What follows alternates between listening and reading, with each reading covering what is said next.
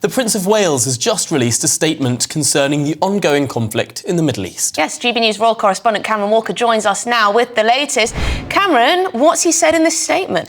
Well, Emily, this is the first time the Prince of Wales has personally spoken out about the ongoing conflict in Gaza following the October 7th terrorist attack. I'll read the statements to you from the Prince of Wales. He says, I remain deeply concerned about the terrible human cost of the conflict in the Middle East since the Hamas terrorist attack on the 7th of October. Too many have been killed. I, like so many others, want to see an end to the fighting as soon as possible. There is a desperate need for increased humanitarian support to Gaza. It's critical that aid gets in and the hostages are released. Sometimes it is only when faced with the sheer scale of human suffering that the importance of permanent peace is brought home.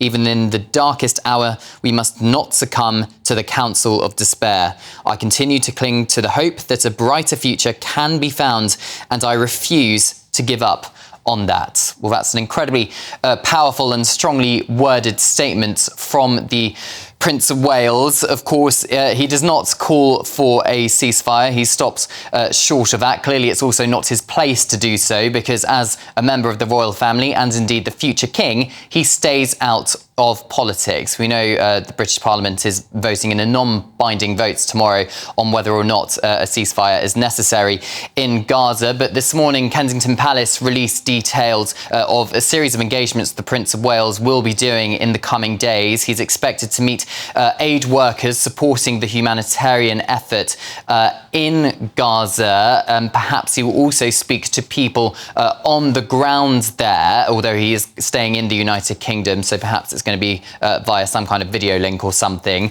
But he is also going to be highlighting the global rise in anti-Semitism as well. And later on, he is going to be visiting a synagogue, speaking to young people about how they are advocating and fighting anti-Semitism. Clearly, this is a hugely contentious and polarizing issue. The whole point of the monarchy is to unify the nation, and I think perhaps this is Prince William's attempt to do so. He became the first senior royal to visit both Israel and the West Bank back in 2018, so he does have form there, and clearly the Prince of Wales has a real passion, saying that I refuse to give up, that a brighter future can be found, and we should not succumb to a counsel of despair. It's a fine line whenever the royals step into active political debate. I suppose the choice of words here have been meticulously chosen in order to not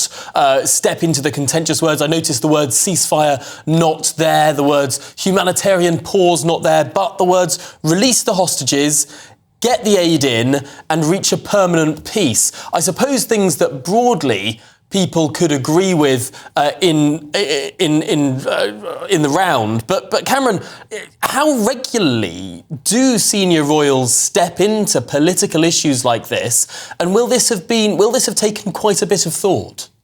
Yeah, it's incredibly rare, Tom.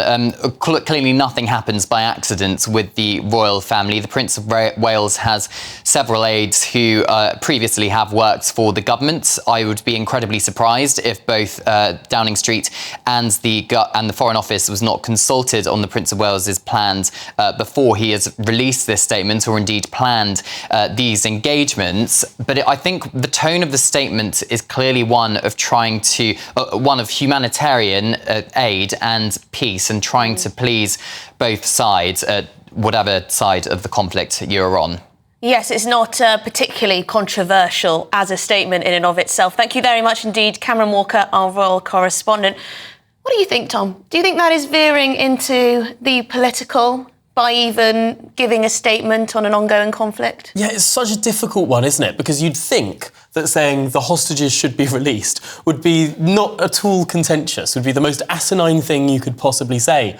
But there'll be some, perhaps some who go out marching every Saturday, who would say what an outrageous sort of thing to say. How dare you possibly suggest that hostages should be released? Well, people could find bias in the most anodyne of statements, couldn't they? In the most, basic statement on this conflict, you could there could be claims, at least, that there's some level of bias. But there you go. Yeah. That was Prince William's statement on the conflict, peace he wants. I refuse to give up on that.